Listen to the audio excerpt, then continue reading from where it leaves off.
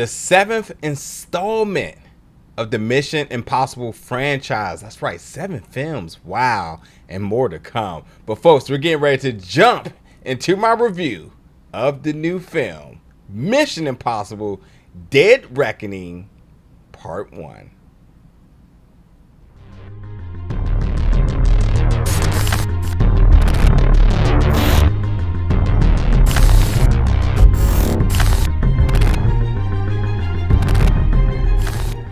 What's up, everybody, and welcome back to the channel today for another review. And today we're going to be reviewing the new film, Mission Impossible Dead Reckoning Part 1, which is coming to theaters July 12th. I got to see this film in the Dolby Theater, and it was all worth it because, man, was the sound rocking in the theater. And as we know, with all of these Mission Impossible franchises, it's going to be action-packed, and I truly recommend to see it in the best theater possible. So whether it's IMAX, whether it's Dolby, whether it's 4DX, if you have that option, go see it in the best theater possible, because it is surely worth it. This one was a super long film, 163 minutes is the official runtime. So if you equate that there, yeah, you're well over 2 hours.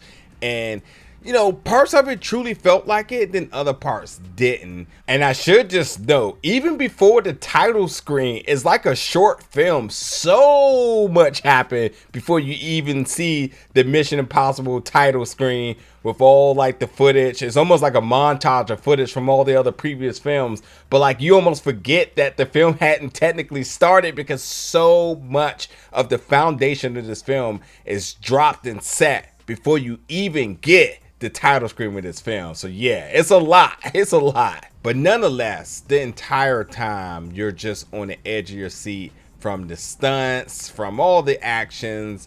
And honestly, with this one, the plot, it wasn't perfect, but it was entertaining. It definitely had its moments where I was kind of like, what?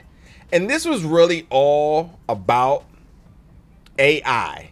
And AI seems to be like belittling of the technology that's involved here, but truly at its core is AI.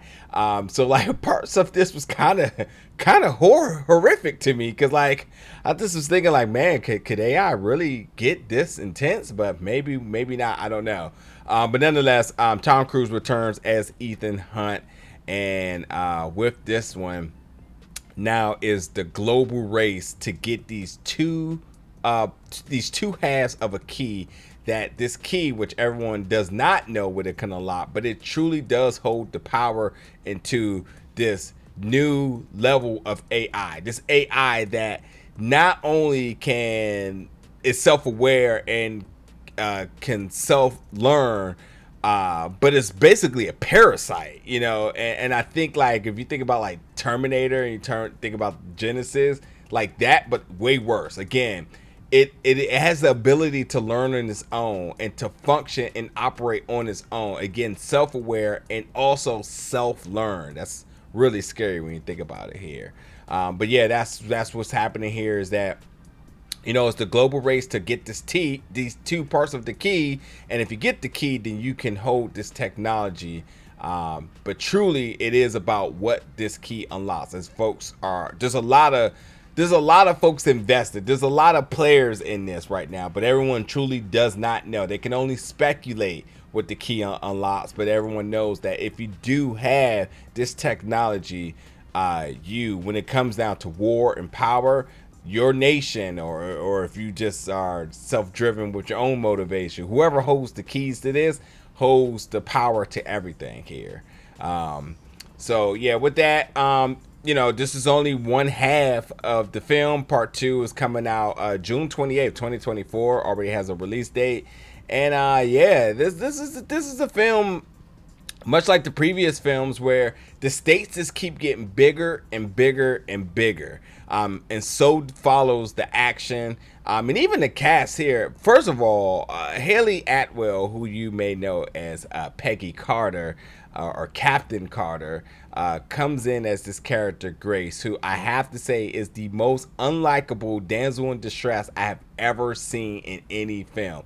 I never rooted for Grace, and for whatever reason, Tom Cruise's character Ethan Hunt, he loves women. And it doesn't matter how many times he gets crossed, he somehow becomes the white knight to save the damsel in distress.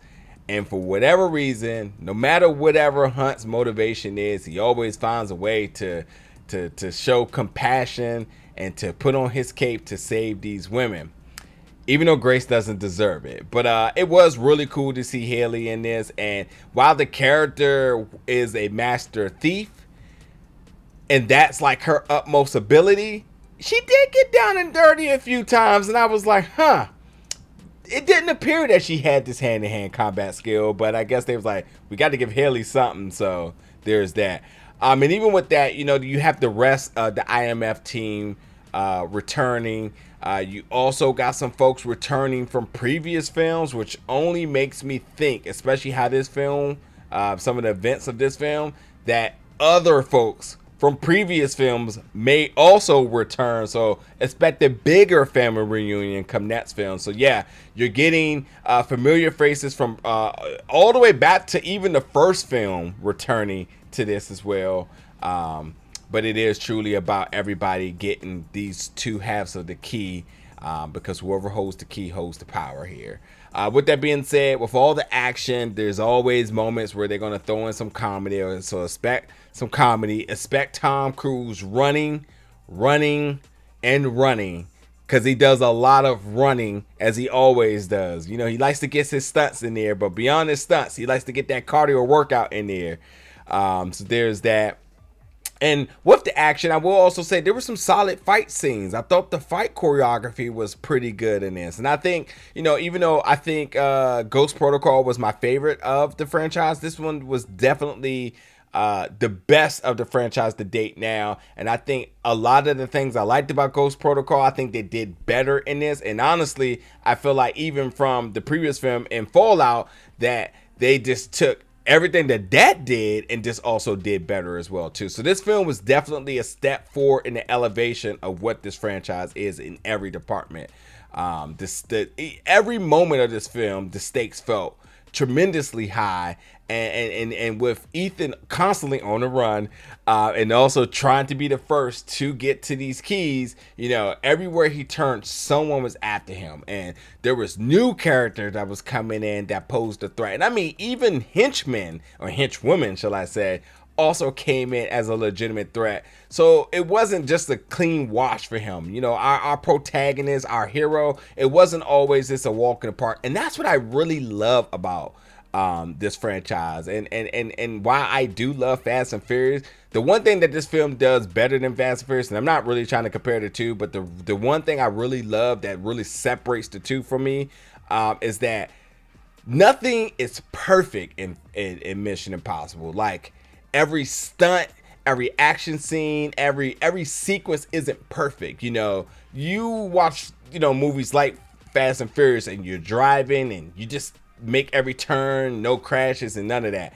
In this film, you know, you get crashes, you get things that were supposed to go one way but go another way, you know. And I think that, like, the imperfectness of this film makes it even more believable in the reality of things that truly aren't believable, you know what I mean? So it definitely tries to normalize these things as much as possible, in terms of, like, or not normalize, but try to make things as realistic as possible in a playground of definitely a realm of things that just are impossible. Title intended here. So I do like that. But I think there's a lot of similarities to this in Fast and Furious, and I gotta be honest, like, Dom and Ethan are like one and the same at times, you know. But yeah, again, to just put more emphasis on that, I think, like, the imperfect moments is because of all the different variables of all the different moments within the film. And I like how they make sure that, you know, that, like, these escapes or these certain fight sequences isn't always going to be the good guy doing it perfect. There's going to be hiccups, there's going to be crashes, there's going to be all sorts of different things, and I do appreciate that about that. One other big factor in this film is magic. There's a lot of sleight of hand trickery going on here, as you just never know at any given point who's going to have possession of these keys, because a lot of folks are pickpocketing folks and all sorts of different other things, but there's a lot of sleight of hand going on. There's so much going on that you're kind of like, okay. There's also like, everything's good. Everything's good. Everybody says that all the time. Everything's good. Everything's good. It's like, okay, we get it. Everything's good. But with that being said, truly, the film has a lot of action. It has a lot of what the previous films has done very well and just did them better. The moments that this film truly dragged, you felt it. And I don't really think there was moments that could have really made this film shorter without the significance, because like the dialogue really did establish the plot, the threats, and all the players that were involved. But like, it did really just drag out in moments that you just felt it. You know, there was no getting around it. Like, there's a particular scene, which I think is one of the best scenes on the train, that just drug out. But it was necessary, because not only that, you had to also create and establish investment into the second film. And we're going to see some characters make some decisions and kind of go their way. And with that, you know, sets up the possibilities and also sort of just the predicting of what's to come. Because let me tell you, Luther, I think Luther is really going to be an interesting character come the second part of this. Because Luther, I got a feeling Luther's going to be a part of the big family reunion aspect here. So, yeah. And then, you know, I'm going to say that our villain here, and I'm not going to give that away because I think that's truly a spoiler. Our villain, who we have been seeing this actor around a lot more than recently. We've been seeing him a lot more around more recently, and I gotta say, I really did like the villain. Very cool, collective, you know, sleek. I'm not going to give anything away, but the villain did pose this intellectual threat, always being ahead of the game, but when they had to get down and dirty, they did, you know. And there were some good fight sequences with our villain. And I will say that, yeah, Hayley's character, Grace, gets in one of those scenes, and yeah, and then Rebecca Ferguson also gets in one of those scenes with our villain as well too. So, you know, there's a lot of good moments in this film that all of the characters gets a moment to really shine, you know. And I think that, you know, there's not just it's not just about Tom Cruise as much as Tom Cruise probably wanted it to be. All our characters, I think, really had really good moments. Whether if it wasn't through the pushing the plot along, if it wasn't through the script, if it wasn't through humor, if it wasn't through action, every character had a moment to really shine. And I think that it makes it enjoyable. It also just keeps you guessing, because at the end of the day, everyone's trying to figure out what does the key unlock. You know, everyone wants to know who the asset is, you know, because there's a deal trying to go on. Somebody's trying to buy the keys, and then folks are trying to get the keys for own personal interest, and folks are trying to prevent other folks from getting it. So there's a lot of little reasons why everybody's kind of looking around trying to figure out like who is truly at the heart of all these different transactions that's going on here. And I think that with that and with them building all these characters up, it keeps you guessing and it keeps you entertained. I think that's a really good way in telling a good story that leaves you wanting more, that now takes us now to the second part. So with that being said, I'm just going to say a couple other things. I thought the train sequence was one of my favorite sequences in this film. There's a particular car scene with a tank and a Fiat. I thought that was really cool as well too.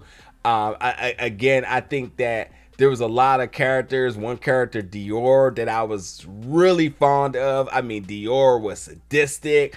One of the best skilled fighters of the film. So you're going to really appreciate this character, Dior. She's fantastic.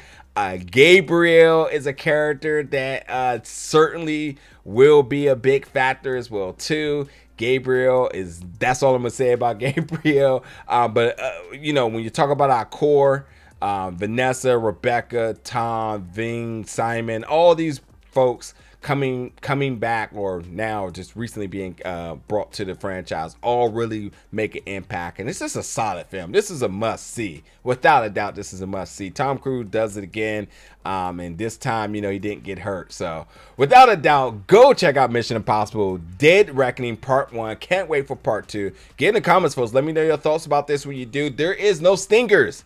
There's no after the credits. There's no mid credits. There's none of that. You just have to wait for next year to see Part 2. Be prepared to be on the edge of your seat. See it on the best screen possible. And as always, thank you so much for checking out this review, and come back for more content very soon.